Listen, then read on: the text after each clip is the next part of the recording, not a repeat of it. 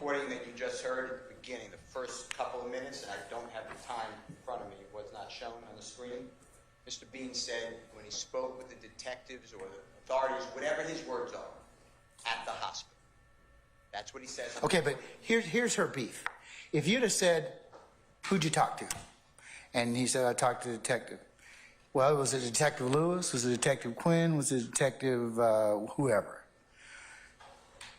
What I think that the question assumes is that he did in fact talk to Detective Lewis, and he didn't. I don't know if that's true. Well, I'm not conceding that. Well, I'm going to tell you that I haven't heard anything that would indicate that's truth. Yeah, well, that you have a good faith basis to ask that. You haven't heard anything of who he spoke with. That's my point. That's the point. But you all can't. But you two, neither one of you can proffer that. Judge. It's not proper, Mr. Steele. No. Listen. It's not. It would be a violation before me for you to put that in front of this jury. You're not letting me finish. In the September 17, 2000. You were saying to the court that you have a belief that there is another statement out there. There's not. How could you say that? Because it hasn't been brought up. If it gets brought up, then we'll correct it at that point in time. But right now, I'm going to direct you not to inquire that line. You don't have a basis to do so. Not true. Well, go ahead and make a statement and see what happens. Your Honor, listen. Go ahead and make the statement in contravention to what I've just told you, and I'm telling you that you will have some problems in front of me. I'm trying to articulate to you. You have told me everything at this point. You have told me that there's got to be a statement. Now, if you find the statement, I will, one, apologize to you. Two, I will take corrective action. That's probably not going to be nice to anybody. But at this point, there's nothing for me to do other than if you don't have a good faith basis to do it, you can't ask the question. Honor, listen. There is a recording between Detective Quinn and Adrian Bean where Adrian Bean says, I lied to your... But we don't know what he lied about. He says he lied about who... He's talking about the car. But we still don't know whether or not he had a conversation with Detective Lewis. And I made it clear. It's 10 years ago. But you said you had, in your conversation with Detective Lewis, that's what you proffer. I said, or any other detective or law enforcement. Read the transcript. I made it clear. I don't know. He doesn't remember names. He says it was Detective Quinn. Also, on the recording, on Sunday, January 22, 2023, Mr. Bean is the one who said this happened in the hospital. Your Honor, I'm the one complaining about I don't have the statement. I've been asking for it. This is Brady. Clearly there was a statement made. We don't, but we don't know if there's a statement. You're supposing there's a statement, okay? And there may be. And you know what I said? And you know what I said earlier?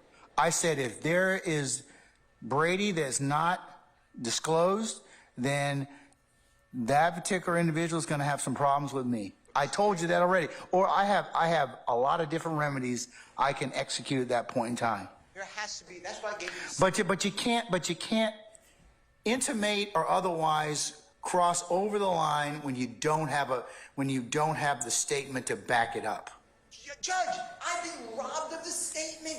But we don't know where the statement is. If we find the statement or it comes up or in cross-examination, Quinn brings up and says, hey, happen to have a statement right here in my massive file. And if he does, then of course I will revisit this particular subject again. I'm saying it's been deleted. It's been destroyed. We don't know. You don't know. We don't know what happened. We don't know what happened. We had the same issue that happened earlier in this trial about a statement. We don't know whether or not it was the hack or whether or not it's intentional. Now, you can make whatever hay you want out of it. I mean, and the jury can decide for what they want to give it. But you cannot ask the question in its current form. You just can't. Your Honor, I'm not asking any questions, but you have to understand the following, please. 6 days later, Detective Quinn and Adrian Bean are on recording where Adrian Bean tells Detective Quinn, I lied. About what? I lied. About what? Who was driving the car. He gets cut off. Detective Quinn says, yeah, tell me about it. Where's that statement? That's what I've been asking for. Well, but that doesn't still give you the latitude at this point in time to ask that question. Now, I told you, if we find out from Quinn, and I'm telling the state that if I find out that the statement exists, there's going to be a lot of unhappy people. Well, what if you don't find out it exists? I still am entitled to it. That's my whole point. Okay, but here's the thing. You've asked me for it. I've asked them. If it comes up later, or I find out it's sitting someplace that was in possession of the state, pursuant to case law and definition, then we'll have some problems. I understand, but you're asking where you have to find the statement for. I'm telling you the statement was made. It doesn't work that way, Mr. Steele. I'm sorry. It does work that way. No, it does not. Yes, it does. No, it doesn't. And you haven't presented any case law to tell me how to do that. And I'm telling you, as the judge presiding over this case, if you do that, it's misconduct. I'm not doing anything. I'm telling you right now. I don't know what you're telling me. I'm not. I am telling you, you have no good faith basis at this point in time to ask that question right now, or to intimate that. I didn't ask any question. You are listening to District Attorney Love. I'm ready to cross-examine. I'm going to play the recording you just heard. This gentleman tells me on recording that he was at the hospital speaking with law enforcement. I want that.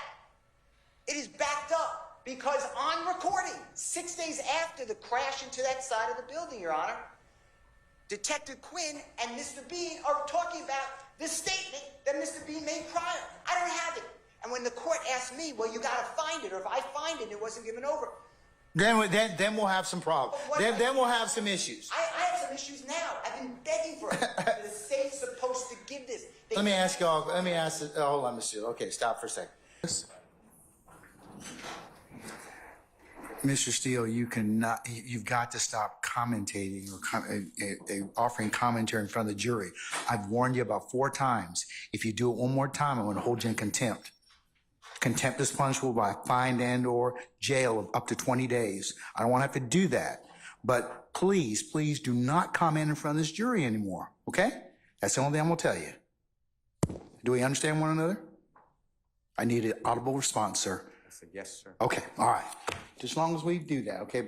Okay, Mr. Shard, have you and the state worked on Mr. White's redaction?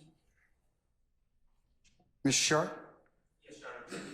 I'm trying to turn on the microphone. There you go. I have spoken to the state about this issue, Your Honor. I identified 2 different, and we're not in agreement. I've identified 2 different portions of the tape. Overall, it's about 1.5 minutes that's in dispute. Probably, I believe that there's a hearsay statement at 6:48 of the phone interview. In the car interview, there's just basically what I feel is an argument of future dangerousness that's completely irrelevant, made by Investigator Dennis. These, again, Your Honor, these are on tape statements made by D'Angelo White. Typically in trials, in my experience,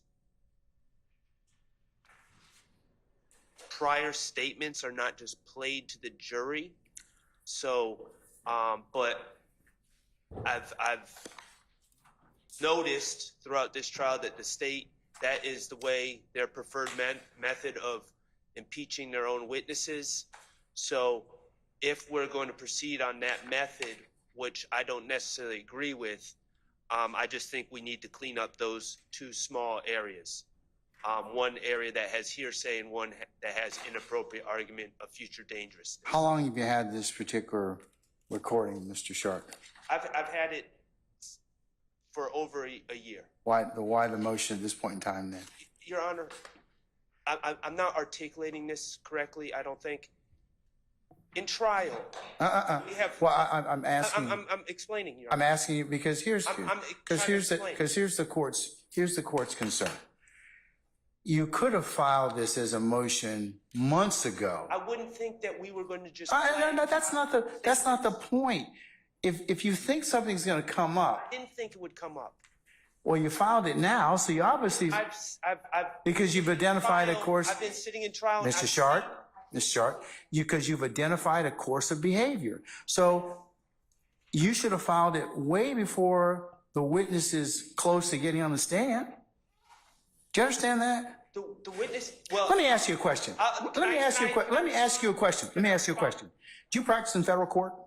No. I don't. But I can tell you, this would not happen. Can I? This would not happen. Okay.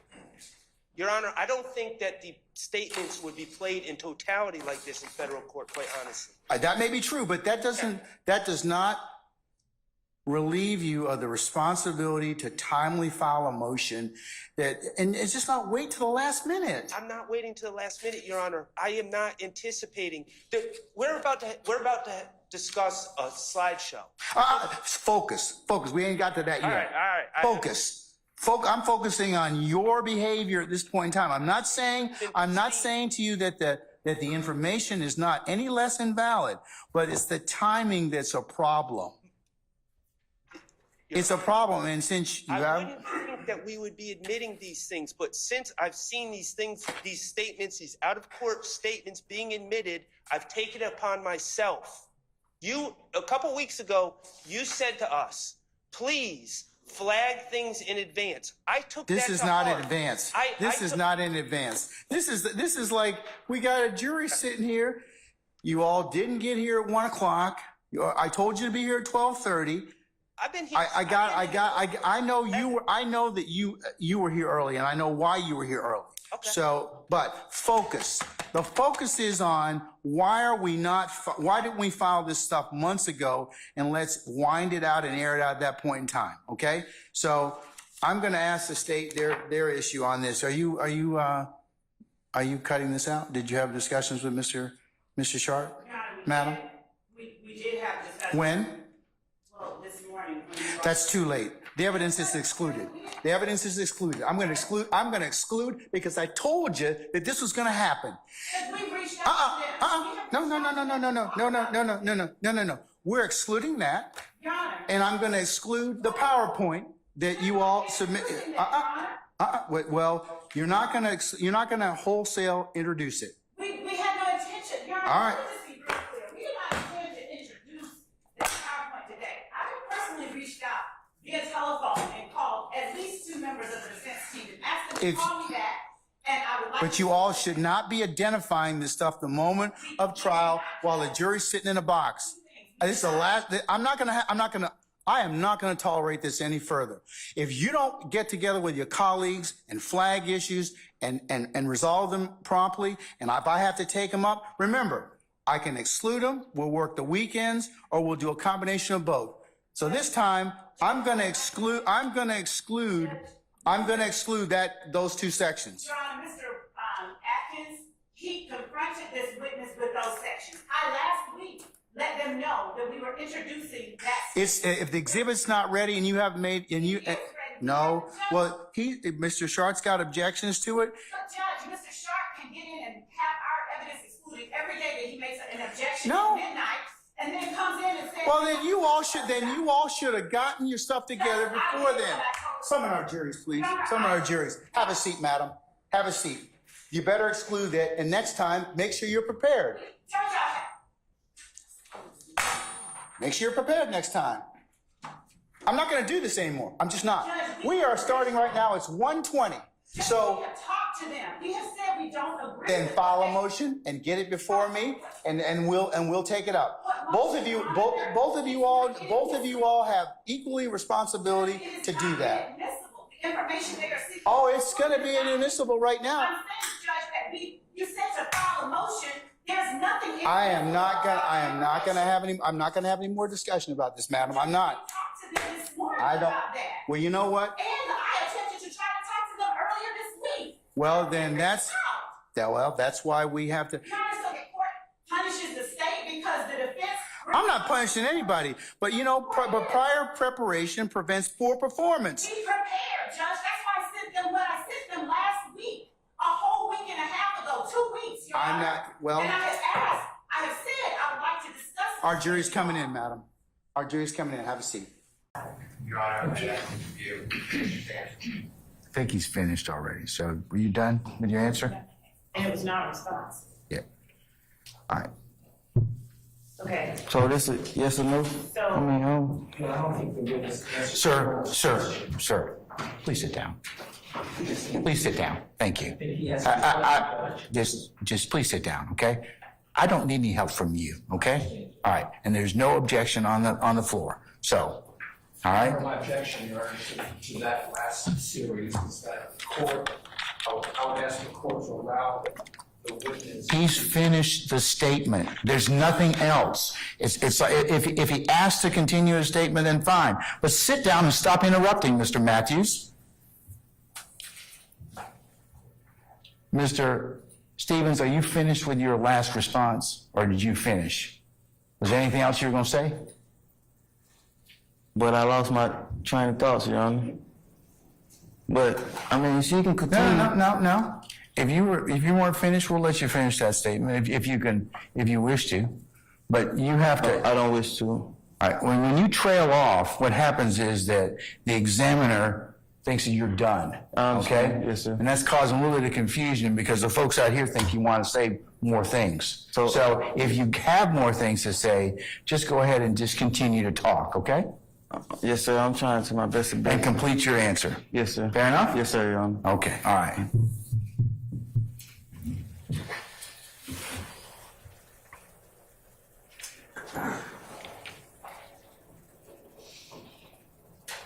Mr. Stevens, what colors are associated with Young's Limelight? The game. All colors? Mr. Stevens, would you do me a favor and tell me, you ever heard the word snitch? Yes. And what does the word snitching mean to you?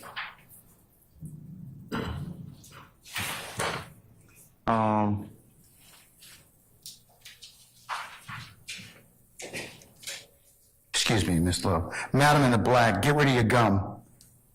Remove yourself from my courtroom and get rid of your gum. In the earrings, you. Yes, you. Get rid of your gum. I apologize, Miss Lowe.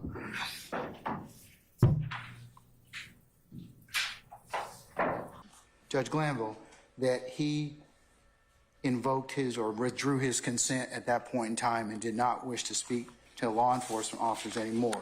I understand the state's argument about parsing it out, asking for clarification, but I think that once he's, the appellate, case law that I've looked at, in Paldo and others, he has invoked his right at that point in time, and it's this court's opinion that anything thereafter would be inadmissible. Your Honor, the court also found that he reinitiated, and that was what. But that's their issue. That's not my issue. Your Honor, I'm not. Okay, and to your point earlier, Judge Cohen and Judge Baberman, I can't tell whether or not they listened to what I heard, but you're only as good as the information that you're given. Right. So it doesn't say on this particular order that that's what they relied upon. It just says he wished to talk, some point in time, he wanted to speak to his attorney.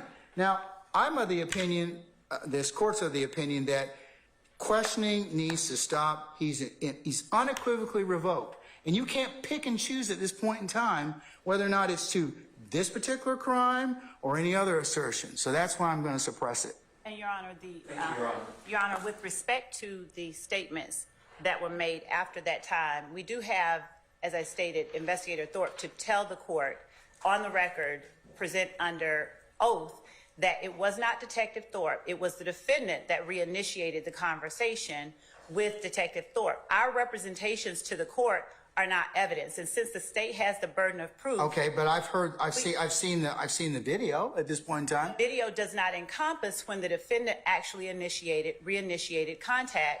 But the problem is, he invokes, and then we don't know what goes on in the 45 minutes, but we come back afterwards, and at that point in time, you don't get to eat your cake, have your cake and eat it too. It's once he invokes, that's it. It's over. Your Honor, that's They should not be bringing him back at that point in time and asking, well, let me just clarify a little bit about whether or not these statements were made to these set of detectives or to Galpin. It wasn't there in the room that I'm talking about, Your Honor. I'm talking about in the first, the defendant asked for a smoke. So they took him out for a smoke. When they took him out for a smoke, the defendant reinitiated the conversation as they went outside. That is what they found in the district court, but the court doesn't owe that deference. That is why we have, as the burden of proof, holding the burden of proof, that is the reason we have Detective Thorpe here to testify. I don't need his, I'll consider it, but it's this court's opinion that once he invokes, you don't get another bite at the apple by taking him outside, softening him up, giving him a cigarette, some bonbons or whatever, and then letting him go ahead and then saying, oh, well, let me just clarify with you a little bit. That's not how this scenario worked. I think that you all are just annoyed more so that your detective did something that he probably regrets now. And that you all probably would not have told him to do. Don't interrupt this particular investigation or this particular hearing, because what you did is you just now created a wrinkle that now I got to deal with, or whether or not the defendant has invoked his right to counsel. He has. And Your Honor, I'm not annoyed, Your Honor. I just have, with the burden of proof, we have a person who can speak to the issue rather than having us, sort of speculate as to what happened, because it's not, as the court at this time has indicated that it sees, which is that we softened him up with things. That's my ruling. And prepare an order suitable on my directives, Mr. Yes, Your Honor. Thank you. Mr. Your Honor, we have not presented any evidence regarding what happened in the Sally Port. Would the court permit the state to present evidence of what happened when they went upon the defendant's request to get a cigarette? Ms. Love, I'm of the opinion it's not going to change my mind at this point in time, in terms of, because he's invoked, anything after that would be improper. It really would be, because I mean, it'd be one thing if he said, well, maybe should I get a lawyer? Maybe should I do whatever this, or, kind of make vacillate. But he's pretty significant in the sense of, I need to talk to my lawyer. I don't want to talk to no one. And Your Honor, our case law shows that even when that happens, when the defendant reinitiates the conversation and communication, that the court has found that those statements made after the defendant reinitiates conversation, as unequivocal as his initial assertion was, when the defendant reinitiates the conversation, the statements that he makes are not to be suppressed. And in this case, the defendant reinitiated the conversation, not the officers. And Your Honor, we've provided to the court, and we have proof, we have actual testimony, given that we do have the burden of proof. Your Honor, Munn versus the state, 313, Georgia 716, says that the court must consider the totality of the circumstances and determine the admissibility of the evidence of the statement under the preponderance of the evidence standard. And Your Honor, given the fact that we have a witness here to testify, the court doesn't have to take my word for it or Mr. Weinstein's word for it. We have the person who was there. The court gets to gauge Detective Thorpe's credibility, and the court then has substantive information and evidence upon which to base a ruling under the actual totality of the circumstances. Right now, we have a clip. When I asked Mr. Weinstein to play for the court the portion to which he objected, that wasn't the state conceding that we weren't going to put up evidence, Your Honor. I was trying for the sake of brevity to have him point out the part that he objected to, but then that left us without the ability to present anything. And we weren't stopping there. We were just showing to the court where he was arguing, the points that he made to us that he wanted to contest. So we would like to present actual evidence to show under a totality of the circumstances. I got the evidence. It's been admitted. The two videotapes are sufficient for the court's analysis at this point in time. Sir, anything That's else? your ruling. Thank you. I have nothing to add, Your Honor. All right. And Your Honor, what happened with the Sally Port, the conversation being reinitiated by the defendant, that actually happened, and we have the proof here to show it to the court. Well, based upon what you've argued so far, and that in this particular circumstance, this court's of the opinion that I mean, it's like this. Once you initiate your right, or you revoke your right to be examined and have counsel, and to have counsel present at that point in time, the courts are very, let's just say, cautious about reinitiation at that point in time. And at that, you all presented to me what was the salient point of this particular issue is. So if I believe at this point in time that he's invoked unequivocally his right to counsel at this point in time, the questioning is supposed to stop. You're not supposed to go out and get cigarettes and do everything else. It's supposed to stop. I mean, that's this court's opinion. So, and that's my ruling. And Your Honor, the thing is that, Your Honor, we did not. You're arguing with me now, Ms. Love. So can we stop at this point in time? Your Honor. If you've got if you have other evidence independent of this, I'll consider it at the appropriate time. And we do, and that is what I was asking. So if the court will permit me to actually introduce the evidence that we have, as the court in State versus Paldo 309 Georgia 130, where it says a suspect who asks for a lawyer at any time during a custodial interrogation may not be subjected to further questioning until the suspect reinitiates the conversation. And in that, they are citing Dozier versus the State 306 Georgia at 35. Your Honor, Edwards versus Arizona. And Your Honor, this is a 2020 Georgia Supreme Court case where it specifically says that a suspect who asks for a lawyer at any time during a custodial interrogation may not be subjected to further questioning, as the court has said, by law enforcement until an attorney has been made available or until the suspect reinitiates the conversation. Your Honor, at some point, Your Honor, I'm Your sorry, Honor, I'm talking, Your and Honor, I at don't know some why I am point, being interrupted. your I will rulings not need stop. to be final. I was speaking. Hey, Ms. Love, y'all got. I'm sorry, I was speaking. Both y'all can't talk at the same time. I know, I Honor, the was speaking, and I state called expect for you years. allowed to speak when I'm speaking. Hey, both of you all need to just take it down a notch. And so, Your Honor, if I may finish, because I was the one speaking before Mr. Weinstein interrupted. But you continually engage in this pattern of behavior, Ms. Love. You don't want to accept my ruling. Your Honor, and I know you're being an advocate, but at some point, stop. Just stop. I made my ruling. Good, bad, or indifferent to you. You're going to win some, you're going to lose some. I do accept that Okay, fact. no, but you Judge, don't. No, you don't. Your Honor, we have just not been able to present the evidence. That No, the, you don't. I get it. I present. get it. And if you have an independent basis to introduce statements that may not, or that may be not subject to the fruit of the poisonous tree, or any other thing, or any other issue related to evidence that may have flown out of this particular interview, then I'll hear it at that point in time. When the court says independent basis, does the court mean outside of that video? Because we do have that. Yeah, if it's not tied to the statement, of course you can introduce it. Yeah. I mean, as long as you have some independent basis, right? If you didn't get it from his particular statement. But Your Honor, that's the point that we have the witness here, that we brought the witness here, and had him cancel medical appointments to testify to the court about.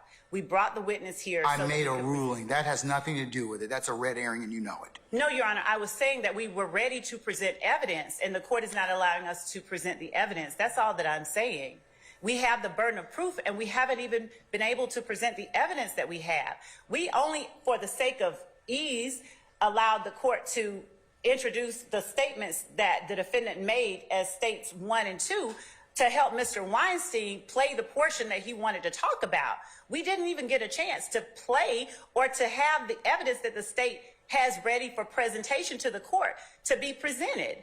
We should be entitled to present the evidence so that the court actually has the circumstances and does not have speculation or conjecture as to what happened when the court, the Georgia Supreme Court, has clearly said, just as clearly as an attorney being present is required before you consider the statement once he's invoked, the court has as clearly said if he reinitiates, then that statement can be considered. It does not use them like maybe. It says, if this or that, then the statement can be considered, unless it should be suppressed for another reason. And that case, Paul Doe, is as recent as 4 years ago. And I'm not just doing this for the sake of engaging in a pattern of behavior, Your Honor. I am standing here emphatically asking that the court allow the state to present its evidence so that the court can make a ruling based on the evidence and not on the assertion by one party or the other as to what should or could be done. We have evidence that I believe that the state is entitled to present and the court is entitled to hear in the form of testimony. And I understand that Mr. Weinstein wants us to hurry it along and not hear Detective Thorpe because that might be an adverse position or evidence to his client's position. But we are simply asking that the court allow us the opportunity to present the evidence and to not hold it against the state that I am asking this, that the court allow us to present evidence that this statement was made voluntarily and that the fact that he ceased it but then reinitiated it is something that the court should consider. And Your Honor, I don't like drawing the court's ire. Glanville, Sir. you allow another moment when Miss Love calls me that I did not do something. They have the exact image of what we got from the jail in Fayette County. That is it. And if I get another false allegation and you do nothing, I'm shocked. I'm appalled at you. I sit here day after day with this false allegation just machine. I gave the state everything. There's been no disconstruction. There's been no purposeful, I don't care. I don't care. I give over everything. I've done this for 33 years. Never in my life have I seen a trial. I've done 300 appeals in the state of Georgia alone. I've never read a case like this. Judge, I gave them everything I had. I waited. I was at my office till 8, after 8 last night. I waited for their investigator to come by. I handed him an exact copy of thumb drive. They have everything that we got from the Fayette County Jail. There's been no deconstruction. There's been no purposeful exclusion. This is not the first time. Okay. And I apologize that I'm getting tempered, but I've never been treated like this. You talk about professionalism every week. Professionalism is lacking with one lawyer here. It has never been. I don't even like coming to court. I used to love this. I would die for what we do. I used to say, I'm dying. I would die. I couldn't choose a better profession. If I had litigated with Miss Love, I would. Your Honor, could we strike the No, ad hominem I'm attacks? Really, speaking. could we strike that? Okay, hey, everybody, Sit calm down. down. Everybody, This is me both of false. you sit. Both of you, please be seated. Judge, I'm not Both done. of you, please be seated. You have to do something. You have threatened me with contempt. You have threatened me with jail. If you go back in time, we can just start in voir dire.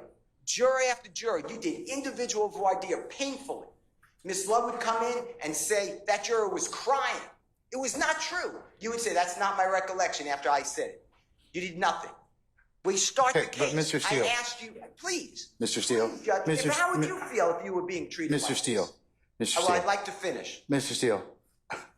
I gave them everything on that drive, and it's continual abuse of a prosecutor, of another member of the bar. I don't talk with Miss Love. And that's fine. I like that. But Judge, I'm not going to stand here anymore.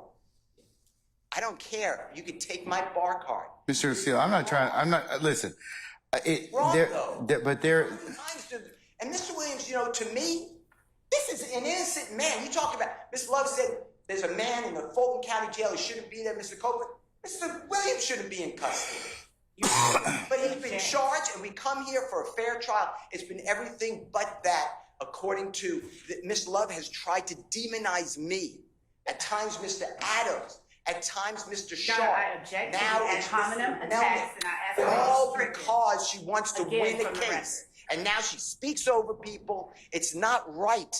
I gave them everything. And by the way, and what I want to tell you, by the way, it's not even the law. If they call that gentleman on direct, I don't have to give them anything before trial. I do it because you asked me to. You said, listen, we got a big case. It's going to take a long time.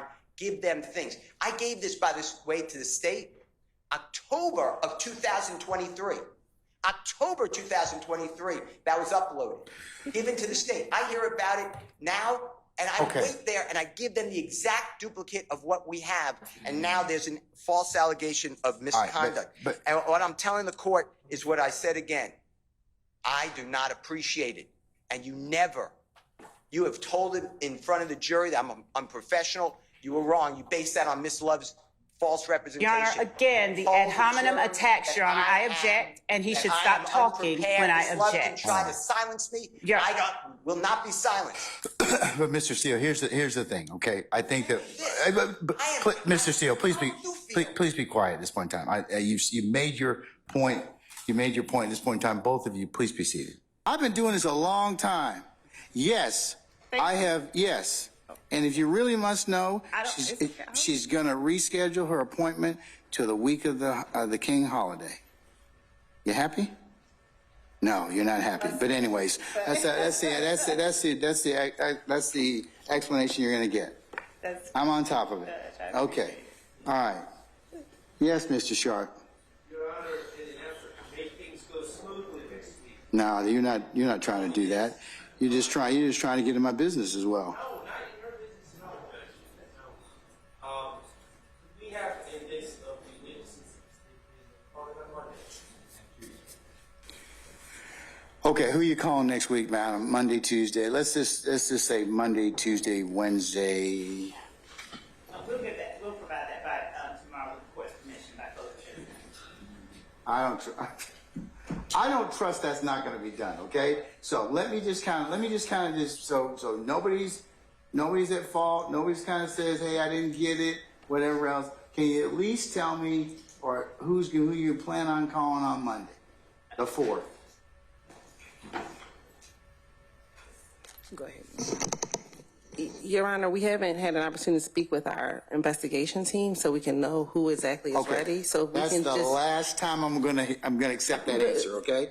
Because you got 1,100 people that work in your office, all right? So you can get, or at least be able to tell me in advance who you think you're going to be able to call the next day, okay? So if you could tell your team, the judge is going to ask me this question, so please go ahead and have who you're going to call. I mean, I understand the essences of calling witnesses and everything else, but for the most part, you're probably going to have a stock number of people you're probably going to call. We did, and that's the reason that we gave them the list of people that we intend to call. Yeah, but 70 witnesses is kind of a little bit kind of old. You know, that's a lot. I mean, you know.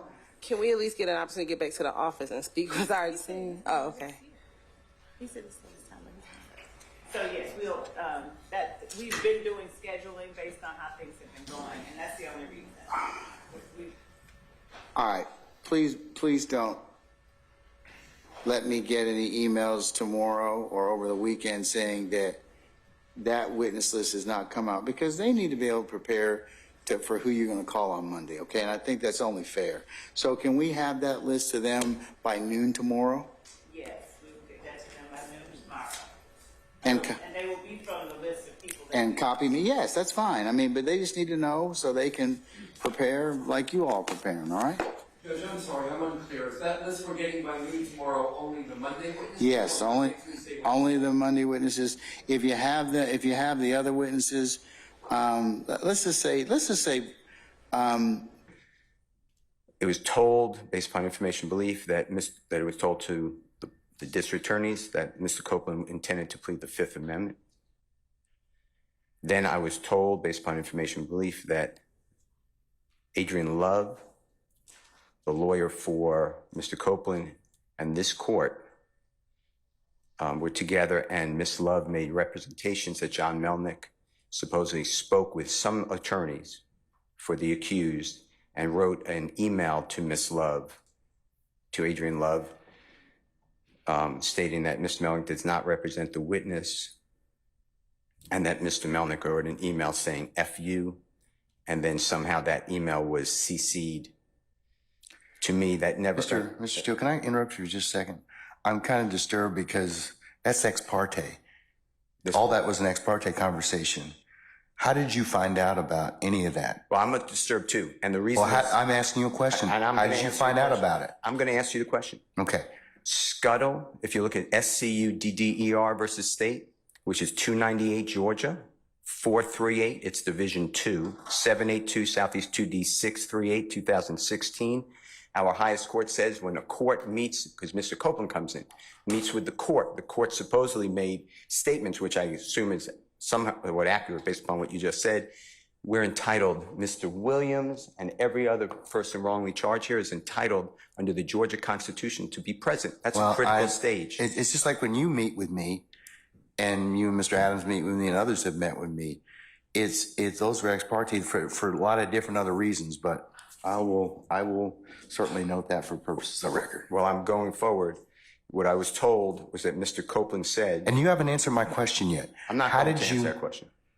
You're not? No, I will not answer that question. Why will you not answer that question? Because I want to make sure that what I say is accurate, and I'm not trying to get anybody else. I'm asking you, how did you get this information? I'm not telling the court. What I'm saying is based upon information. Okay, well, listen, if you don't tell me how you got this information, then you and I are going to have some problems. We can have I have problems right now. Okay, I know. Look, I don't want to know about your problems, okay, at this point in time.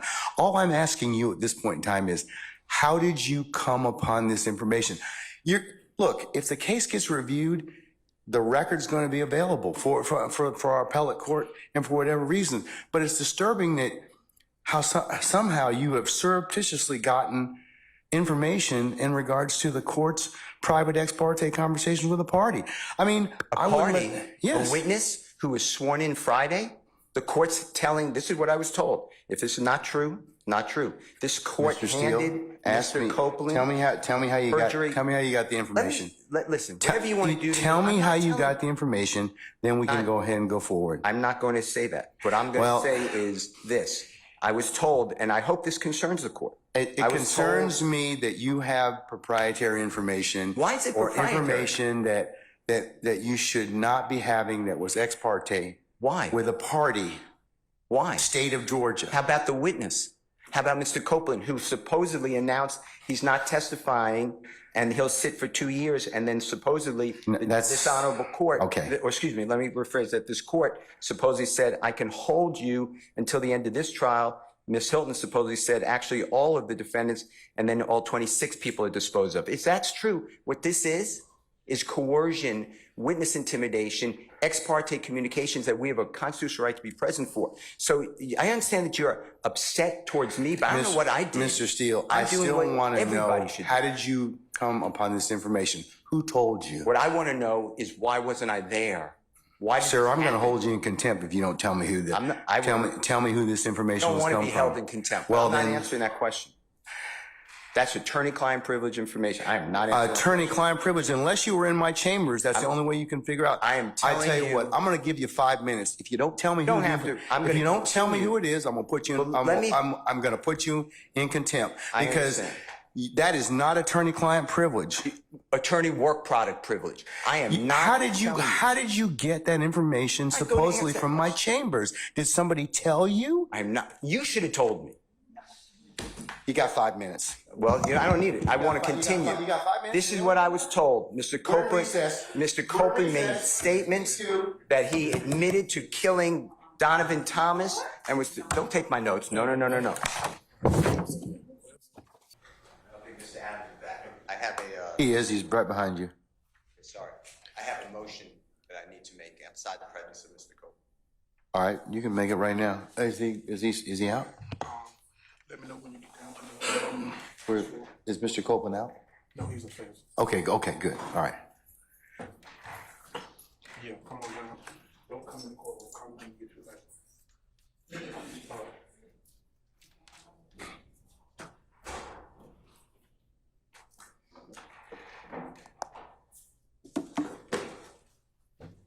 Thank you. Go ahead. The way I understand my constitutional obligations, pursuant to the 6th and 14th Amendments of the United States Constitution, the corresponding sections of the Georgia Constitution, I'm required to make a full and complete statement to the court. For the record, and if God forbid this goes up on appeal for the appellate courts or another tribunal, commission, or administrative body, I was told, based upon information and belief, that when we arrived at 8:30, 9 o'clock today, we did not come into your courtroom until almost 11:30. And what I found out just recently, this is not waived, is that supposedly in chambers, this honorable court reporter at times, honorable court at times, district attorney or district attorneys from the DA's office, as well as investigators, sheriff deputies, Mr. Copeland and his counsel met together. None of the defense team, to my knowledge, was aware that this was going on. It was told, based upon information belief, that it was told to the district attorneys that Mr. Copeland intended to plead the Fifth Amendment. Then I was told, based upon information belief, that Adrian Love, the lawyer for Mr. Copeland, and this court were together, and Ms. Love made representations that John Melnick supposedly spoke with some attorneys for the accused and wrote an email to Ms. Love, to Adrian Love, stating that Mr. Melnick does not represent the witness, and that Mr. Melnick wrote an email saying F you, and then somehow that email was CC'd to me. That never... Mr. Steele, can I interrupt you just a second? I'm kind of disturbed because that's ex parte. All that was an ex parte conversation. How did you find out about any of that? Well, I'm disturbed too. And the reason I'm asking you a question. How did you find out about it? I'm going to ask you the question. Okay. Scuttle, if you look at SCUDDER versus State, which is 298 Georgia, 438, it's Division 2, 782 Southeast 2D 638, 2016. Our highest court says when a court meets, because Mr. Copeland comes in, meets with the court supposedly made statements, which I assume is somewhat accurate based upon what you just said. We're entitled, Mr. Williams and every other person wrongly charged here is entitled under the Georgia Constitution to be present. That's a critical stage. It's just like when you meet with me, and you and Mr. Adams meet with me, and others have met with me. It's those were ex parte for a lot of different other reasons, but I will certainly note that for purposes of record. Well, I'm going forward. What I was told was that Mr. Copeland said... And you haven't answered my question yet. I'm not going to answer that question. You're not? No, I will not answer that question. Why will you not answer that question? Because I want to make sure that what I say is accurate, and I'm not trying to get anybody else... I'm asking you, how did you get this information? I'm not telling the court. What I'm saying is based upon information... Okay, well, listen, if you don't tell me how you got this information, then you and I are going to have some problems. We can have this... I have problems right now. Okay, I know. Look, I don't want to know about your problems, okay, at this point in time. All I'm asking you at this point in time is, how did you come upon this information? Look, if the case gets reviewed, the record's going to be available for our appellate court and for whatever reason. But it's disturbing that how somehow you have surreptitiously gotten information in regards to the court's private ex parte conversation with a party.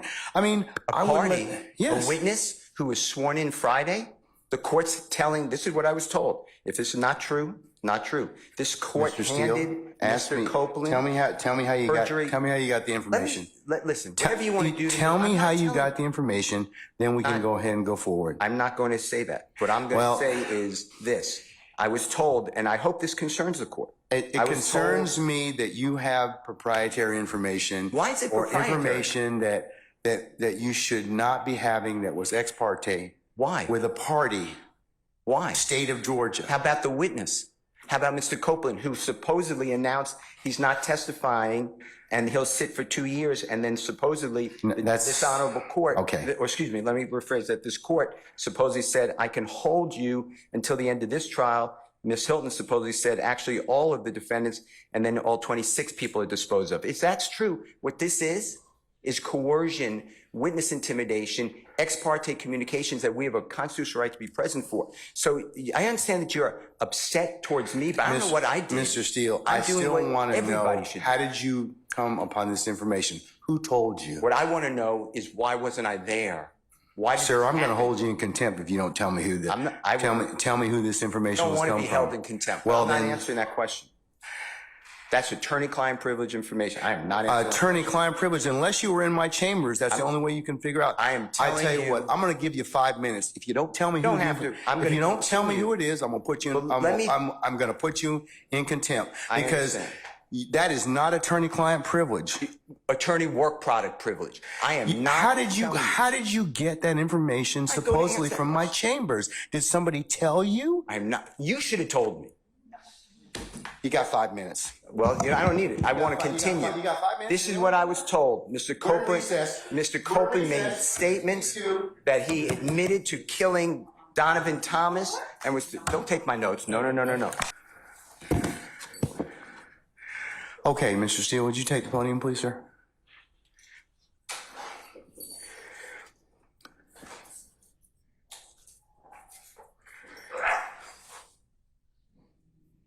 All right.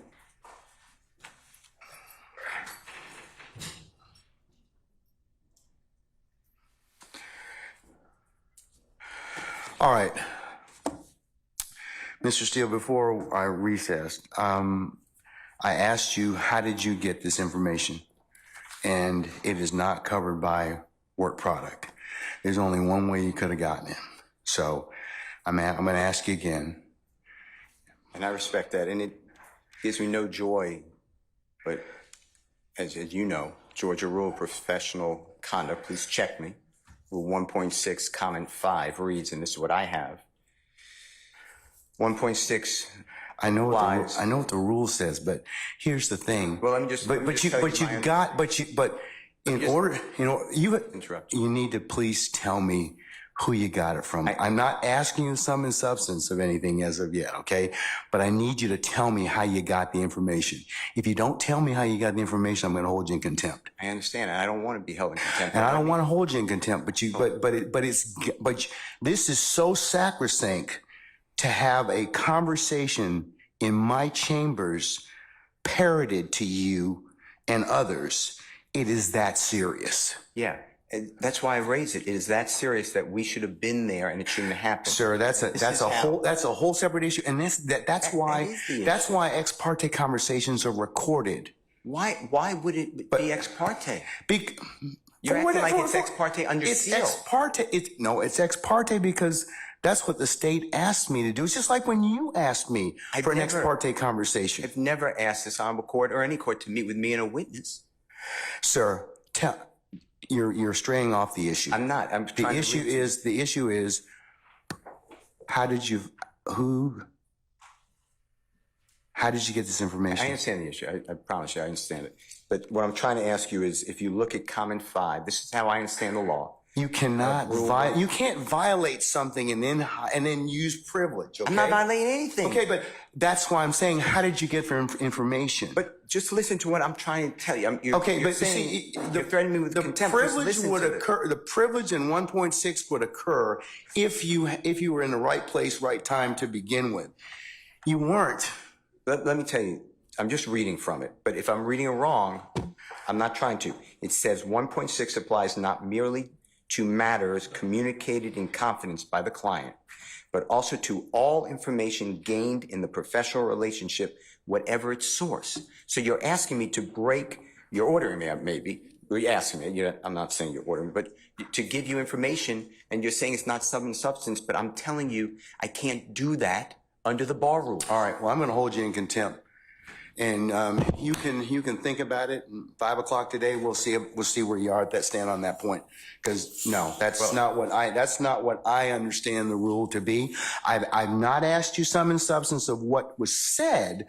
I asked you how you got it. You can't do that. Yes, you can, because I have an idea how you got it.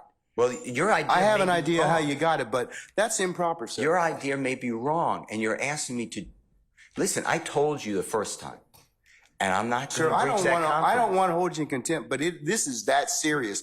Judge, you cannot eavesdrop and get information that was not meant for you to hear at that particular point in time. Judge, listen, and listen, I'll do whatever you want to 5 o'clock or thereafter. But what I'm trying to tell you is, Your Honor, this is so serious to me. We need a hearing, and I'm moving for a mistrial. It is my understanding, based upon information belief, from whom? Part of it. From whom? Well, I'd like to get the substance first, and then we can. Okay, well, then you'll be in custody until then, because you need to tell me how you got the information. I'm not asking you what was said. You've already kind of given us some snippets of what you said. That tells me that somebody parroted that information to you. So, But you're assuming something because I told you already. well, then, I other than answer if that you were on the sitting, attorney-client. unless you were sitting in there with a recorder or Miss Love or Miss Hilton, or one of the deputies gave you that information, or Miss Weaver shot you a rough copy of the transcript, there's only one other person that's left. Well, Your Honor. And if that person gave you that information or shared that information with you, she probably violated privilege. Well, let me tell you two things. One, I don't know how that is a privileged communication. It shouldn't have been. Well, it's because she has a client she's supposed to represent. Who are you talking But about? anyways, I'm not going to have a. When I got this information. I'm not going to have any further conversation Well- with you about this. I want to know. The question still remains. I want to know who gave you the information. I'd like to know what information happened outside our presence. That's really it. He can go into custody at this point in time. I think that the court needs to again declare a mistrial based upon. Okay, and I'm going to deny your Court I'm going to deny your coming. motion. I'm going to deny your motion. I for understand that you mistrial. spoke with a And when- witness outside of our presence. And whenever, yes, I had an ex parte conversation, which is you- appropriate. And you influenced the witness based upon information belief, and I'd like to have that all on the record. All right. I mean, I don't know why that's so hard to do. If nothing Okay. happened bad, that's fine. But you're acting like, tell me who it is and don't talk about the substance. Why can't we have an issue that was outside of presence? It should not have been. Because you got some information that you shouldn't have gotten. Why? Well, that's for another day. But why? Okay, Why that's for did we another exclude day. in the first place? I didn't know about this stuff. That's Raised for it another before the day. court. So- I raised it as soon as we found out about it. Well, I gave you the case I'm relying on. I assume you read it. If you didn't read it, you should read it. It's a material part, a critical part of the case. When a judge speaks with a witness outside the presence of the accused, the court has said it's right there in Division 2. okay. That is a material or critical part of the case, and it's an automatic reversal. Mr. Steele. But you're acting like it's Mr. private. Steele, that is not that is not the case when somebody discloses information in a ex parte conversation that one of the parties lawfully asked me to hold. You're not supposed to have communication with a witness who's been sworn. You know that I'm not telling you. I'm just saying if you read I'm assuming you read it. That's what it says. And you did it Does the supposedly. state wish to be heard? You said it supposedly. Yes, Your Honor. And what I'm trying to get to is why did that happen outside of presence? And I need to have I'm respectfully requesting the transcript that you mentioned to be given to us so we could really understand it. And then anything that was not on the transcript, if anything, that we understand what happened outside our presence. Okay. And now you have put it where somehow I have to reveal, and I told you the first time, I'd be breaching 1.6. And I know you're assuming something. I don't think you're breaching 1.6. You can't hide behind 1.6. I'm not hiding behind And anything. you can't hide behind, yeah, but the thing is, I think you got this information. Somebody disclosed it to you, and that's the only way you could have gotten it. What I got. Because what unless I you're got- sitting there, you're eavesdropping. So you can't use something ordinarily that you had no business getting to begin with, and then stand on, well, hey, we didn't give you the information, or that a party didn't give you the information. So, Your Honor, but that's the issue, isn't it? well, Why aren't we I'll entitled to the information? that's But that- isn't that the issue? that needs to be told. But, But, State, do you have right anything now, we don't know Mr. Steele. why we were excluded from that. Mr. Steele, And I want that information stop. because Just Mr. stop. Williams' constitutional right on the Just stop. Georgia Constitution. Just stop at this point in time, because Article 1, Section 1, because paragraph you've 12. already said that. You've already The said Georgia that. Constitution, and we have the right to be present. All right, Mr. And we're not waiving anything. Yes, Madam, Ms. Love.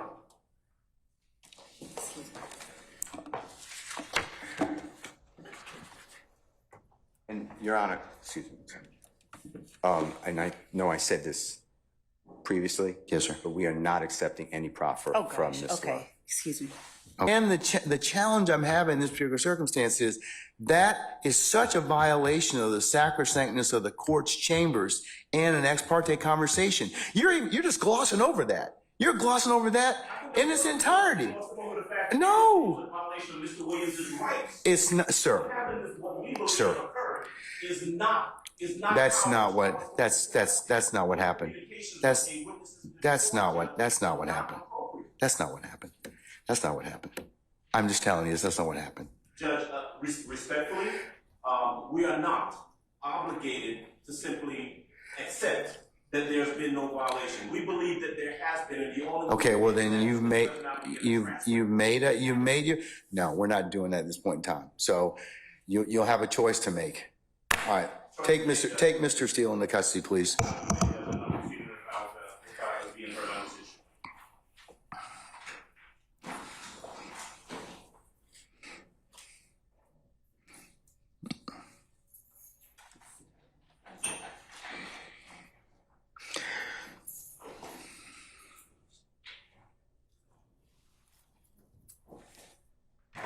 Your Honor, would the court afford me one moment to confer with counsel regarding the appropriate remedy in this type of Okay, all right.